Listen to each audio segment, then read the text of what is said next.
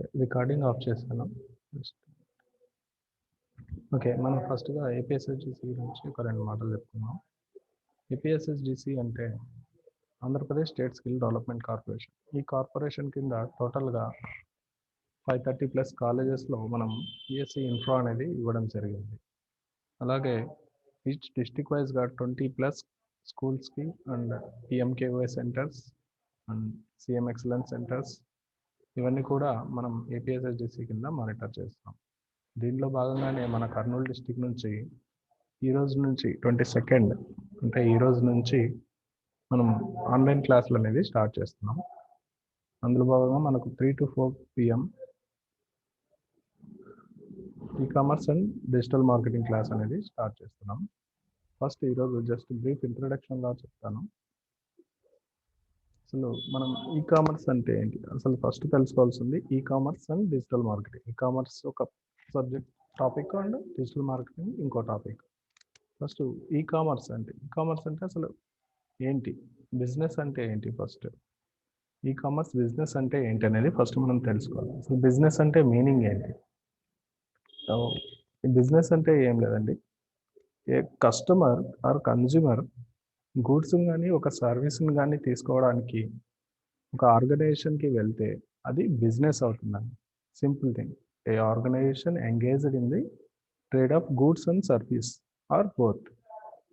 వాళ్ళ సర్వీసెస్‌ని గానీ, వాళ్ళ యొక్క గూడ్స్‌ని గానీ కన్జ్యూమర్స్‌కి ఇచ్చే ప్లేస్ ఏదైతే ఉంటుందో దాన్ని బిజినెస్ ప్లేస్ అని అంటామండి.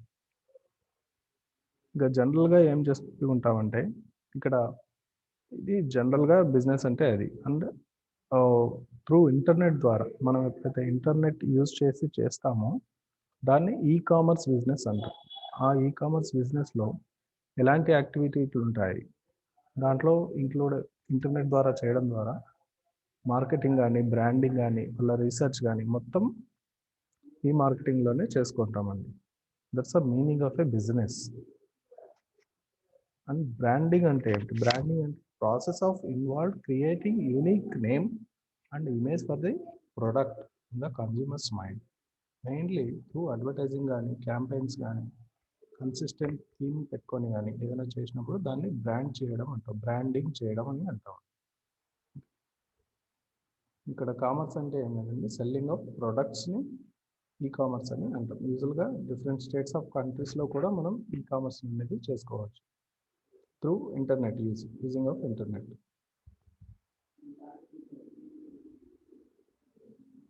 మెయిన్గా దీంట్లో డిఫరెన్సెస్ ఏముంటాయి అంటే ఈ బిజినెస్ అండ్ ఈ-కామర్స్ మెయిన్గా చిన్న డిఫరెంట్ ఉంటుంది ఈ-కామర్స్కి ఈ బిజినెస్కి.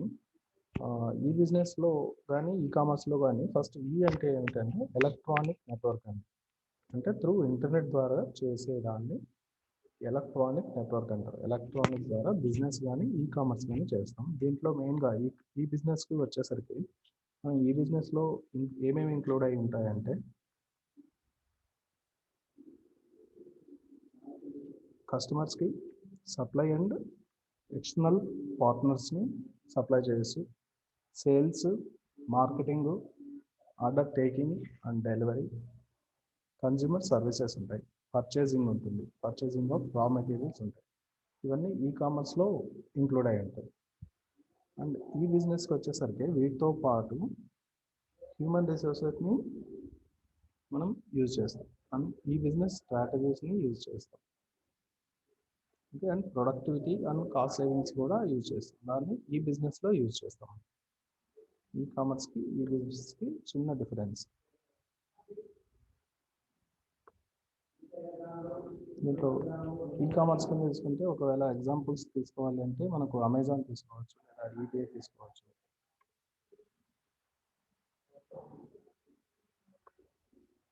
ఈ-కామర్స్లో మెయిన్గా ఎలాంటి యాక్టివిటీస్ చేస్తాము? మనం సర్వీస్ డెలివరీని స్పీడప్ చేయడానికి ఈ-కామర్స్ని యూజ్ చేసుకోవచ్చు.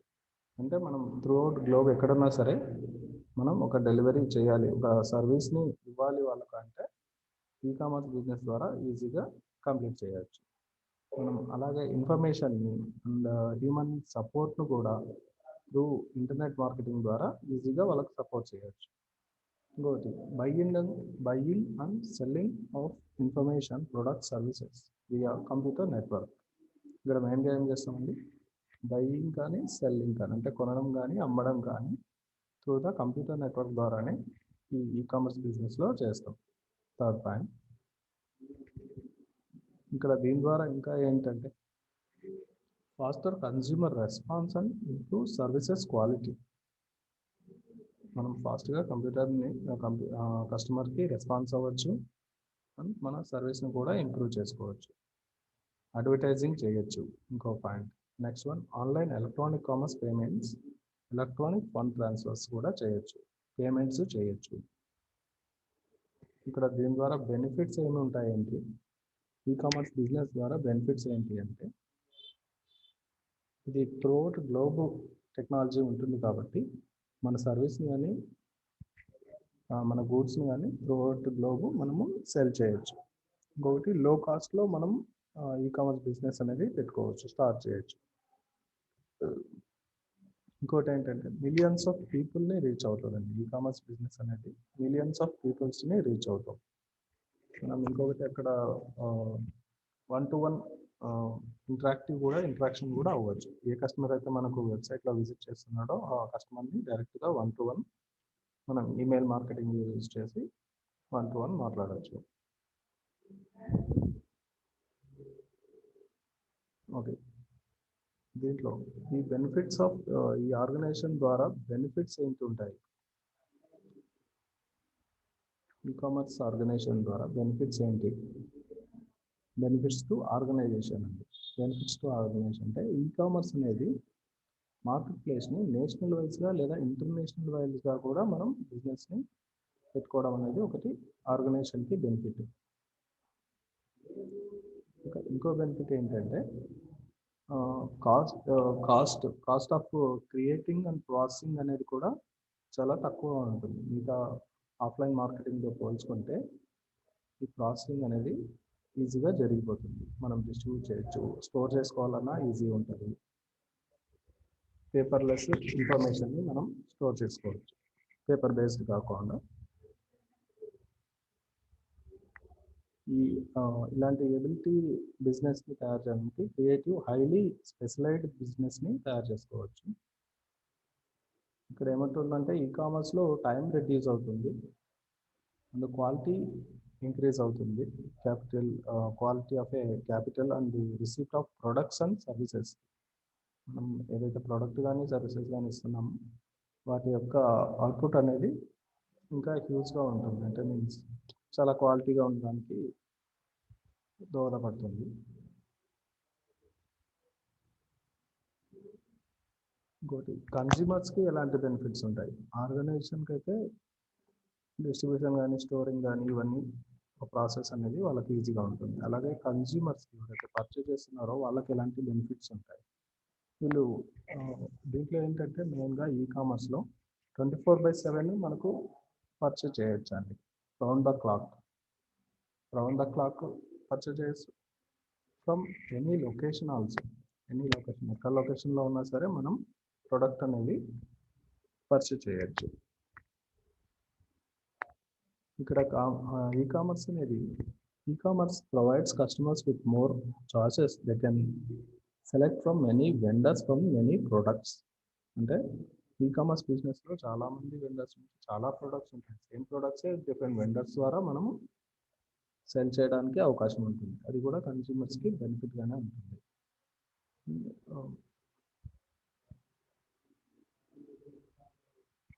ఇంకా కన్స్యూమర్స్కి ఇంకో బెనిఫిట్ ఏంటంటే ఎస్పెషల్గా డిజిటలైజ్ ప్రోడక్ట్స్ ఏదైనా ఉన్నాయి అంటే అది ఈజీగా క్విక్గా డెలివరీ చేయడానికి. డిజిటలైజ్డ్ ప్రోడక్ట్స్ అంటే మనం యాంటీవైరస్ సీడీ అలాంటివి పర్చేజ్ చేసామనుకోండి ఆన్లైన్లో, యాంటీవైరస్ సీడీ మనం పర్చేజ్ చేస్తే వాళ్ళు సీడీఎం పంపించండి డైరెక్ట్గా మనకు వాళ్ళ ప్రోడక్ట్ ఐడి అండ్ దానికి సంబంధించిన ప్రోడక్ట్ కీ అనేది పంపిస్తారు. మనం బై అని కొట్టగానే ఆ ప్రోడక్ట్ కీ అనేది అన్లాక్ అవుతుంది. ఆ ప్రోడక్ట్ కీ ఎంటర్ చేసుకోవడం ద్వారా మన కంప్యూటర్ సిస్టంలో యాంటీవైరస్ అనేది యాక్టివేట్ అయిపోతుంది. అలాంటి సర్వీసెస్ ఈజీగా చేసుకోవచ్చు అన్నమాట. కస్టమర్స్కి అది కూడా ఒక బెనిఫిట్గా ఉంటుంది.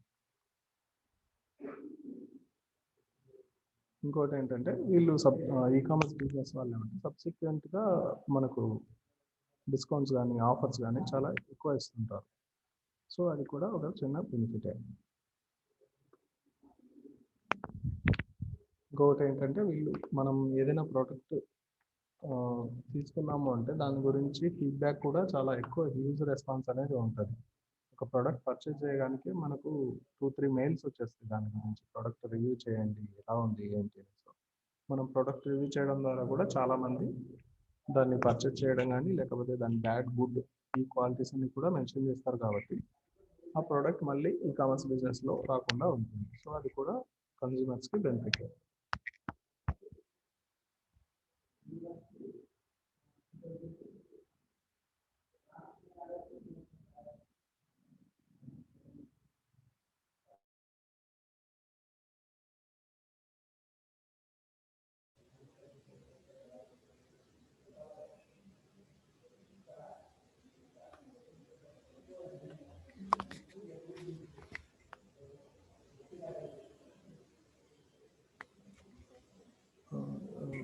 ఈ కామర్స్ బిజినెస్ అనేది సొసైటీకి ఎలా బెనిఫిట్ అవుతుంది అనేది ఒక పాయింట్ చెప్పుకుందాం. E commerce enables more individual to work at home and do the less travelling for shopping resulting in less traffic on the roads and lower air pollution. అంటే ఏంటంటే ఇంట్లో కూర్చొని మనము బిజినెస్ అనేది చేసేస్తున్నాం, షాపింగ్ అనేది చేసేస్తున్నాం. దీని ద్వారా ఏమవుతుందంటే ట్రాఫిక్ అనేది బయట తిరిగే వాళ్ళ సంఖ్య తగ్గుతుంది, ట్రాఫిక్ అనేది తక్కువ అవుతుంది అండ్ ఎయిర్ పొల్యూషన్ కూడా తక్కువ అవుతుంది. ఇది కూడా సొసైటీకి బెనిఫిటే. ఓకే, సెకండ్ పాయింట్ ఏంటంటే ecommerce enables people in rural areas to enjoy products and services that are not available to them. యాక్చువల్గా రూరల్ ఏరియాస్ విలేజెస్లో కొన్ని ప్రొడక్ట్స్ అనేది అవైలబుల్గా ఉండవు. సో అలాంటి ప్రొడక్ట్స్ని కూడా మనం ఈ కామర్స్ బిజినెస్ ద్వారా ఆర్డర్ చేసుకొని మనం దాని యొక్క బెనిఫిట్స్ని తీసుకుంటున్నాం. సో అది కూడా సొసైటీకి ఒక బెనిఫిట్ అవుతుంది. ఈ కామర్స్ బిజినెస్లో ఇంకా థర్డ్ పాయింట్ ఎలా ఉంటుంది అంటే e-commerce facilitates delivery of public services such as health care, education and distribution of government social services అంటే reduced cost of improved quality.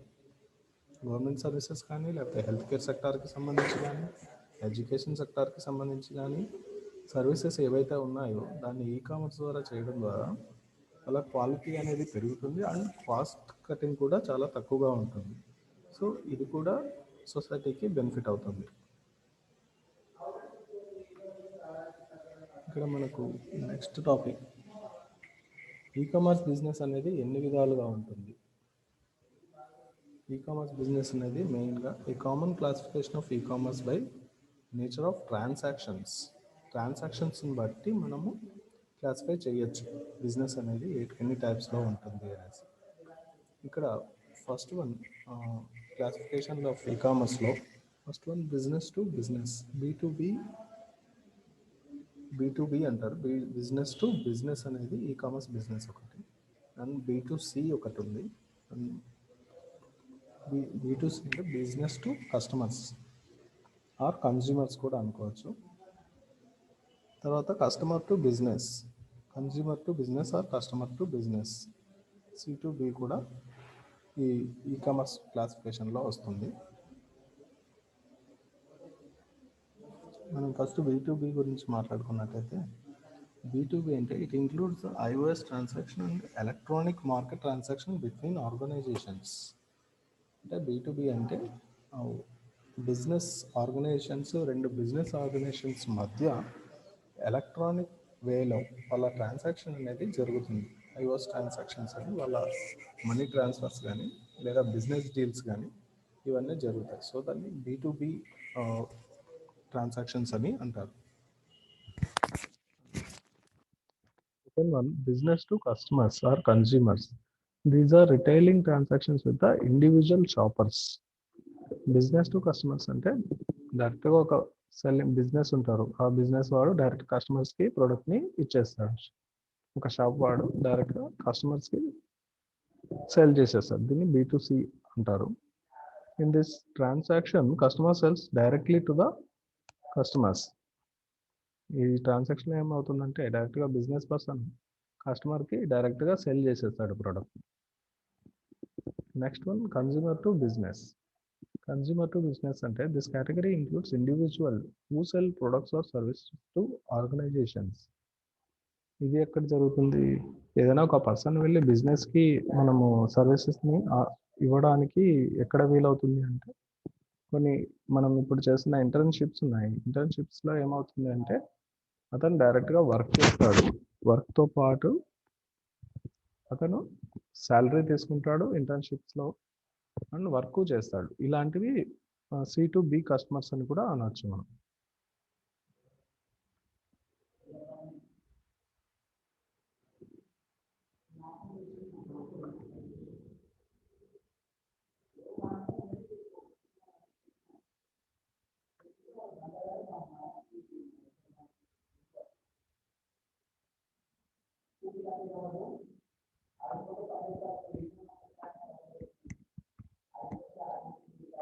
ఇట్లాంటి కామర్స్ ప్రొడక్ట్స్ని ఇంకా మనం ఎక్కడెక్కడ యూజ్ చేస్తాము అంటే కామర్స్ని ఏ రంగాల్లో మనం అప్లై చేస్తాము, ఏ దాంట్లో అప్లై చేస్తామంటే ఇక్కడ కొన్ని ఉన్నాయండి.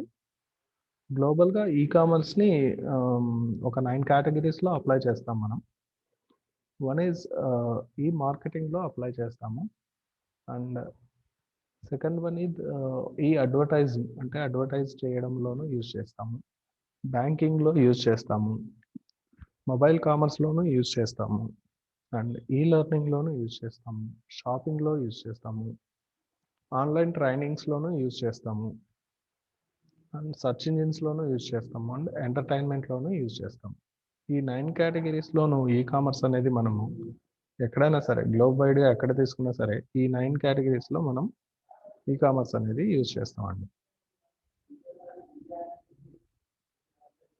ఓకే, వీటిని ఒక్కొక్క దాని గురించి మళ్ళీ మనం టుమారో డిస్కస్ చేద్దాము. ఈరోజుకి ఈ సెషన్ ఇప్పుడు క్లోజ్ చేస్తున్నాను నేను.